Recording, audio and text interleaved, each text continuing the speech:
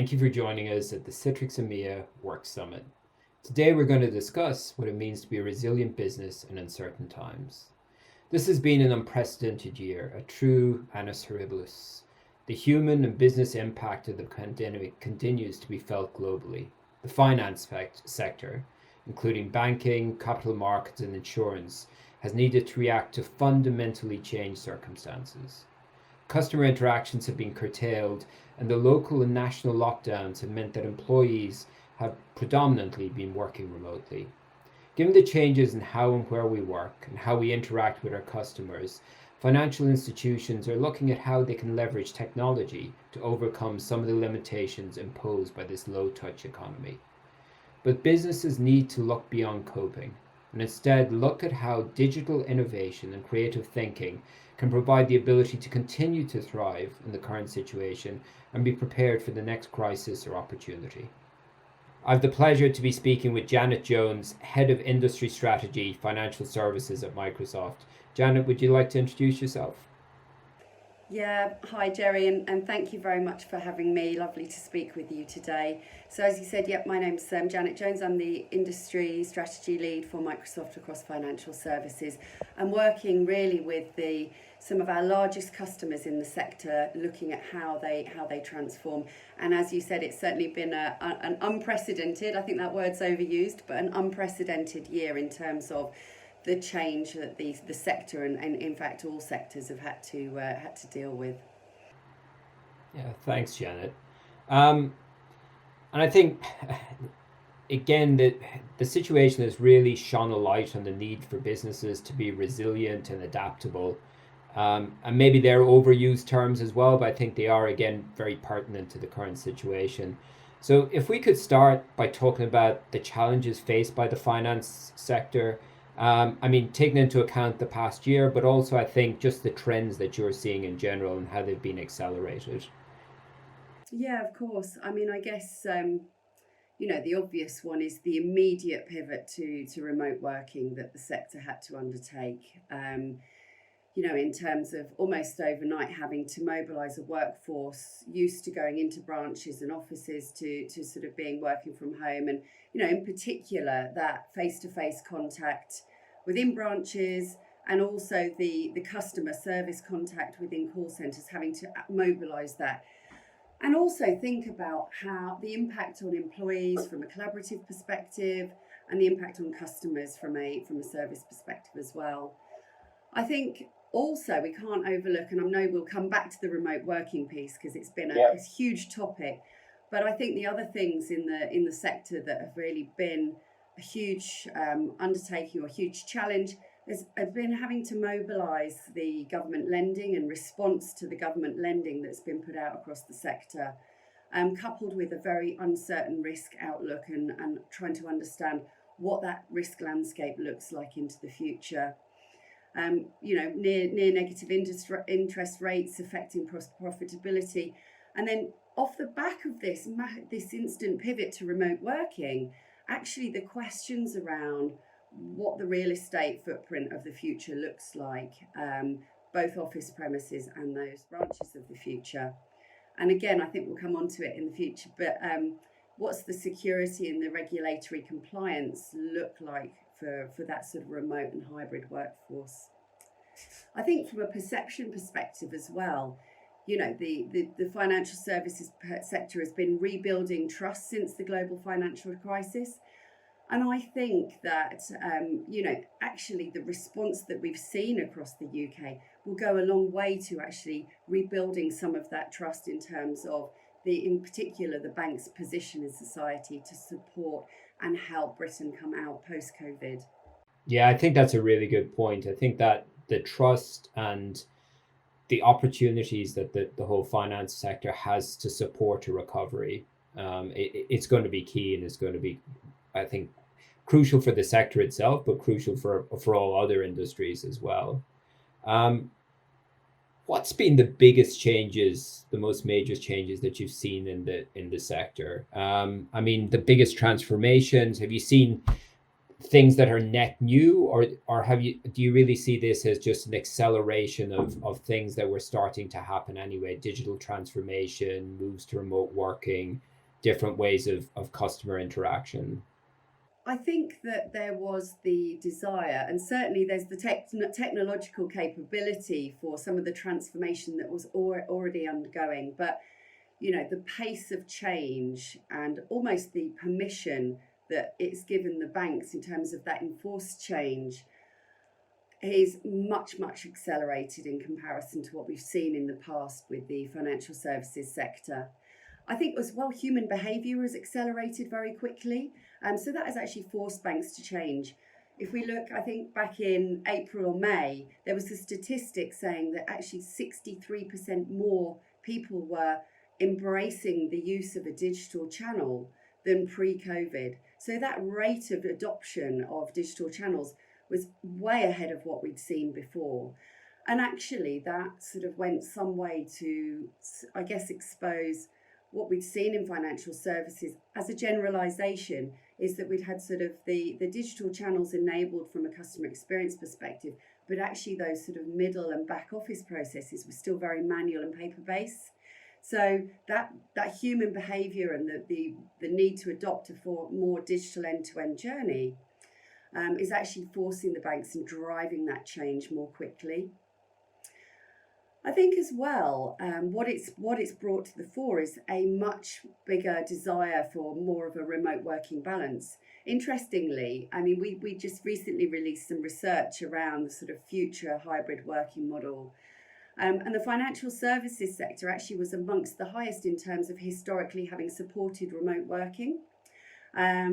But actually, that's increased, and 95% of leaders and 95% of people expect to work in a more remote and hybrid way. So I think it's accelerated that desire from the workforce for more of a remote work balance.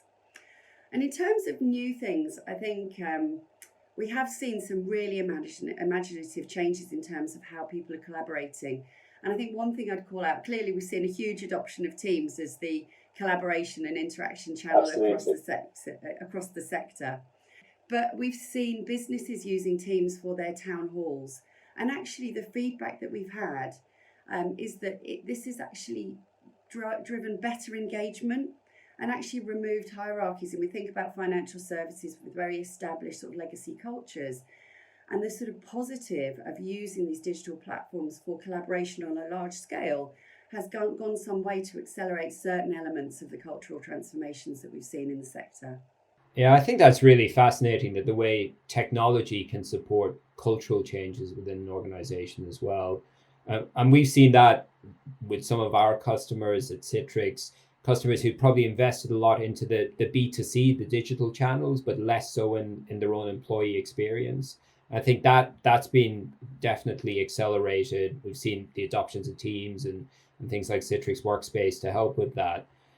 What other trends are you seeing? What other technology transformations or technological capabilities are you seeing? From the Citrix did a survey of a number of industry professionals out there, and there's a belief I think by 2030, the majority believe that AI will be generating more revenue than human employees will be, for example. Is that something that you're seeing, or something you're encountering as a prediction? Or I think maybe AI in general, where do you see that fitting into the finance sector? Yeah, absolutely. I mean, I think you're right. There's a number of statistics around that sort of pace of adoption of AI, and actually well documented some of the challenges in terms of adopting AI. But I think the underlying theme that we see is it's very much about how data AI, machine learning, and technologies like that can augment the workforce. And I think it's about enabling people not only to do the job that they do at the moment better, but actually thinking about how technology can expand the capability of people to do perhaps a broader breadth of skills and roles than they had done previously.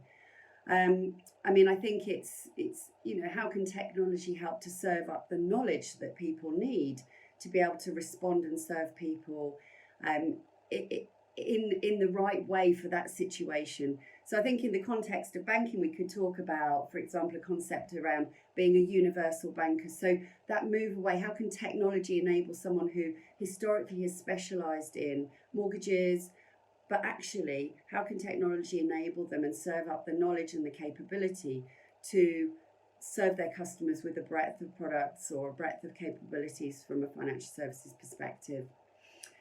I think as well, clearly, data's a massive piece in play of that, and within financial services, clearly still remain challenges in terms of understanding and accessing the breadth of data to really intelligently understand their customers and also intelligently understand and anticipate risk within the sector.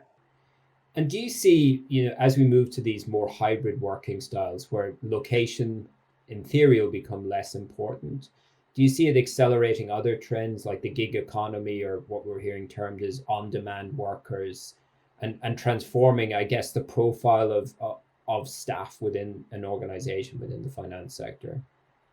Yeah, I think that's a really interesting discussion point because could we get to a point? I mean, the technology capabilities are there. I think there's security considerations and privacy considerations, but actually, could we get to a point where you are a gig financial services worker? So actually, I used to be a full-time employee of a customer service centre for XYZ bank or XYZ insurer, but could it become the point where actually I have the capability and training, but technology also serves up the information and the capability for me to be able to transfer those skills in between different entities and different businesses?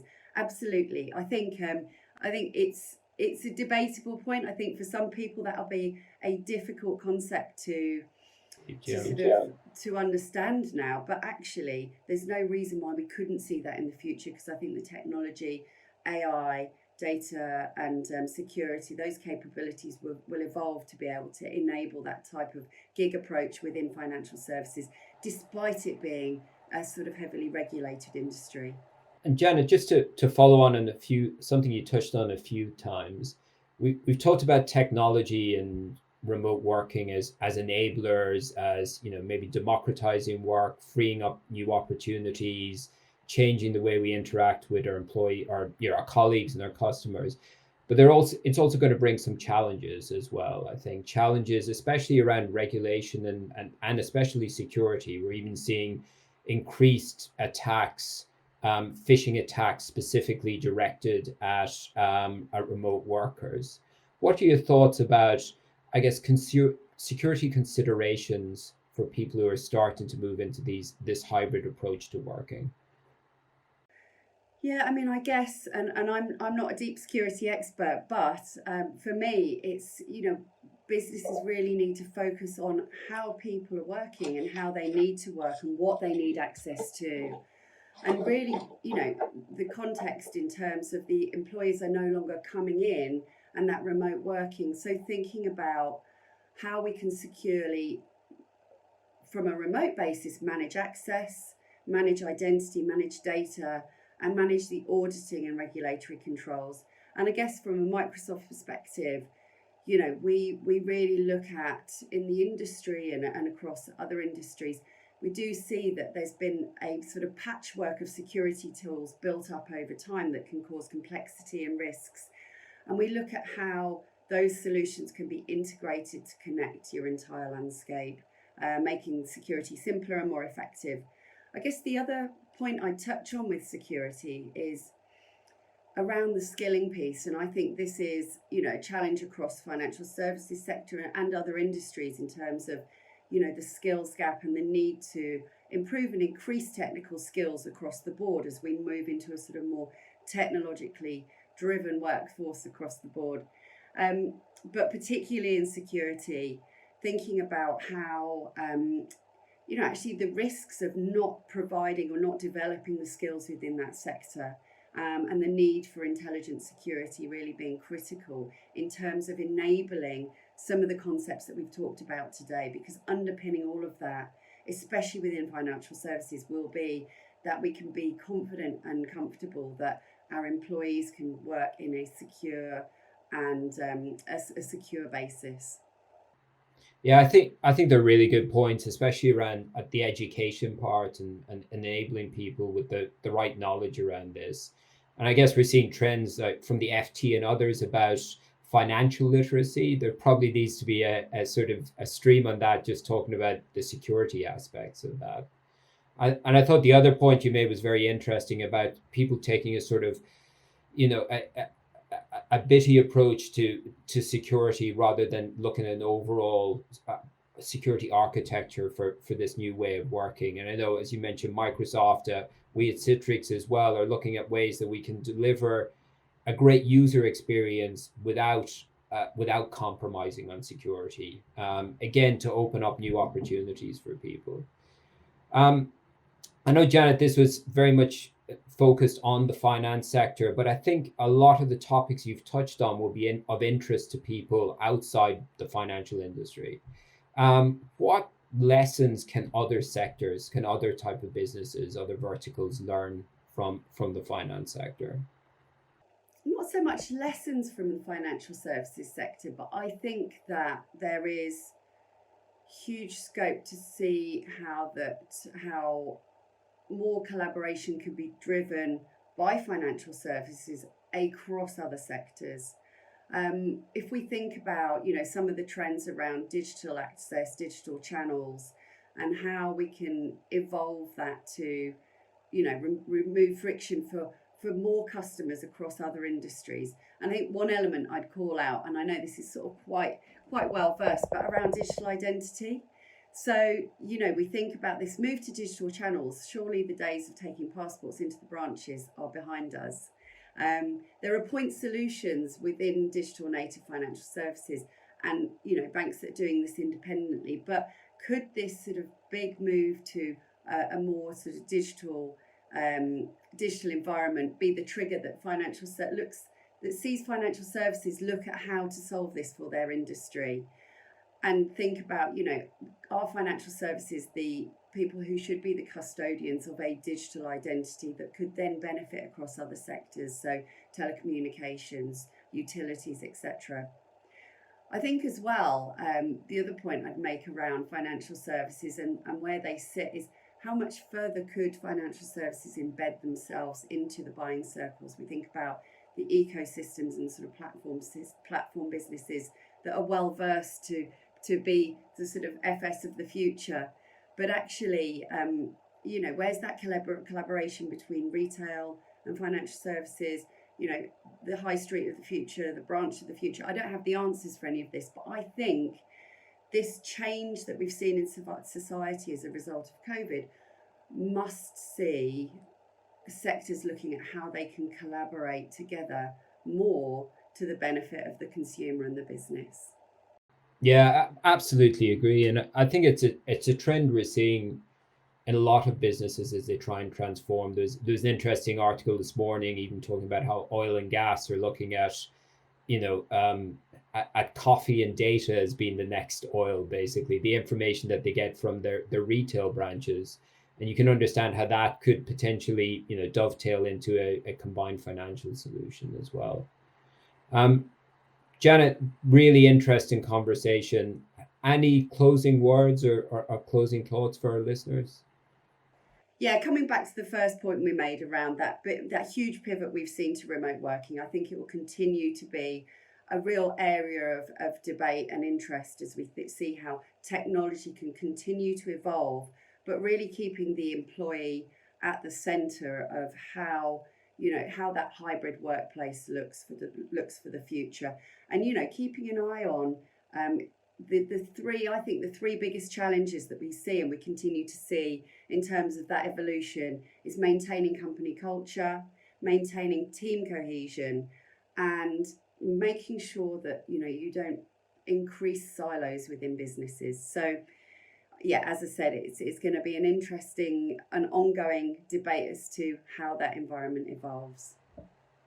Yeah, really good comment there, Janet. I really think that while we spoke a lot about technology, putting people at the center there and making technology an enabler for us to be more human and break down some of the barriers that this year has imposed on us is going to be key. Janet, I'd like to thank you for taking part in this discussion today. I thought you've had some great insights, some great examples that our listeners can take away. some really actionable ones as well. I'd like to thank our audience for listening, and I'm looking forward to hearing from everyone in the future. Thank you for having me.